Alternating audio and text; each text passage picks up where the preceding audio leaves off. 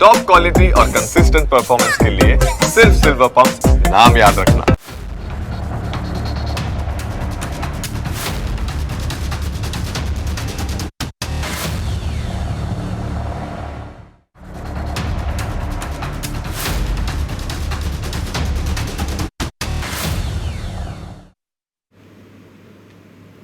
Break બાદ આપનું સ્વાગત છે.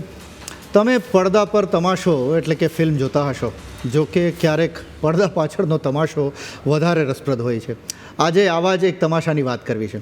વાત જરા એમ છે કે રણવીર સિંહ પર ફિલ્મોના એક સંગઠને પ્રતિબંધ મૂકી દીધો છે.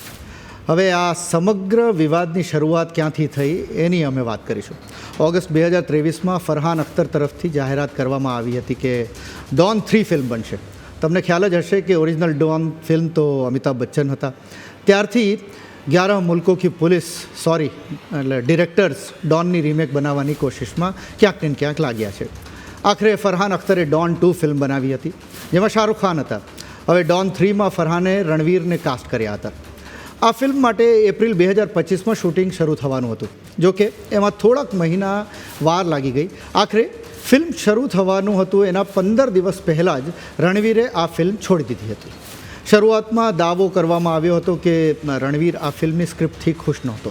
તેણે ફરહાનને વાત કરી. ફરહાને રણવીરને કહ્યું હતું કે તું ઈચ્છે એ રીતે સ્ક્રિપ્ટમાં ફેરફારો કરીએ. આખરે સ્ક્રિપ્ટમાં થોડા ઘણા ફેરફારો કરવામાં આવ્યા. એ પછી પણ રણવીરને એ સ્ક્રિપ્ટ ના ગમી, એટલે તેણે ફિલ્મ કરવાની ઘસીને ના પાડી દીધી. ફરહાને દાવો કર્યો કે તેણે રણવીરને લઈ ફિલ્મ બનાવવા માટેની બધી તૈયારી શરૂ કરી દીધી હતી, જેના માટે તેને લગભગ 45 કરોડ રૂપિયાનો ખર્ચ પણ થઈ ગયો હતો. રણવીરે ફિલ્મ છોડી દીધી એટલે ફરહાને તેની પાસેથી આટલા રૂપિયા પાછા માંગ્યા. બંને વચ્ચે મામલો થાળે ના પડ્યો એટલે આખરે ફરહાને ફેડરેશન ઓફ વેસ્ટર્ન ઇન્ડિયા સિને એમ્પ્લોઈઝને ફરિયાદ કરી હતી.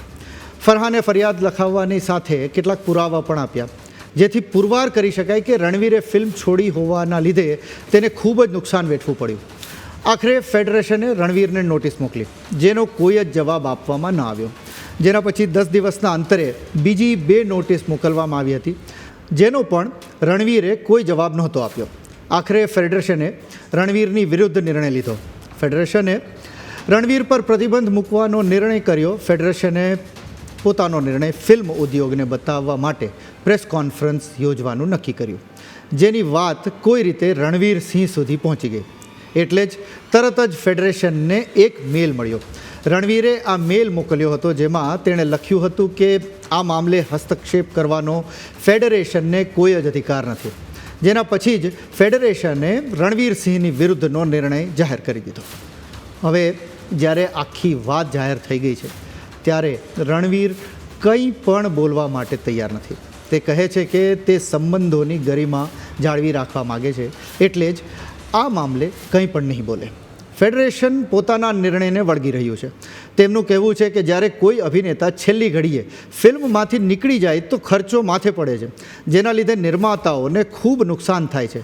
એટલે જ આવી આકરી કાર્યવાહી કરવી પડી છે. હવે સવાલ એ છે કે શું રણવીર ફિલ્મોમાં કામ નહીં કરી શકે? ફેડરેશન કહે છે કે 4 લાખ જેટલા તેમના સભ્યો રણવીરની સાથે કામ નહીં કરે. જો કે ફેડરેશનના કેટલાક સભ્યો એમ પણ કહે છે કે રણવીર હવે સામે ચાલીને ફેડરેશન કે ફરહાનની સાથે વાત કરે તો આ સજા કે દંડ હળવો થઈ શકે છે. હવે આ federation of western India cine employees છે શું, એ પણ તમારે જાણવું પડે. ફિલ્મ ઇન્ડસ્ટ્રીઝની ચમકદમક પાછળ રાત દિવસ મહેનત કરતા કલાકારો અને વર્કર્સની સાચી તાકાત એટલે આ ફેડરેશન.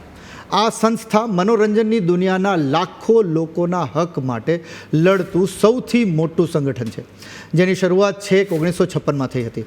ખરેખર તો આ ફેડરેશન આખી ફિલ્મ ઇન્ડસ્ટ્રી માટે એક વડીલ સંસ્થા જેવું કામ કરે છે, જેની છત્રછાયા નીચે 1-2 નહીં પણ 34 અલગ અલગ એસોસિએશન એકસાથે જોડાયેલા છે.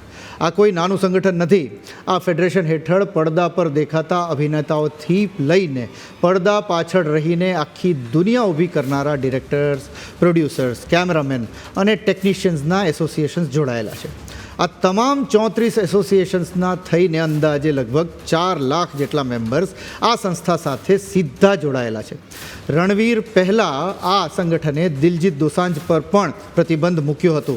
એનું કારણ એ છે દિલજીતે પાકિસ્તાની અભિનેત્રી હાન્યા આમિરની સાથે એક પંજાબી ફિલ્મમાં કામ કર્યું હતું.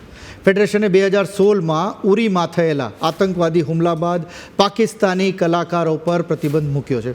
હવે દિલજીતે પાકિસ્તાની અભિનેત્રી સાથે કામ કર્યું હોવાના લીધે જ તેના પર પ્રતિબંધ મૂકવામાં આવ્યો હતો. દિલજીત સિવાય ગાયક મિકા સિંહ પર પણ પ્રતિબંધ મૂકવામાં આવ્યો હતો. આ કેસમાં પણ પાકિસ્તાનનું જ કનેક્શન છે.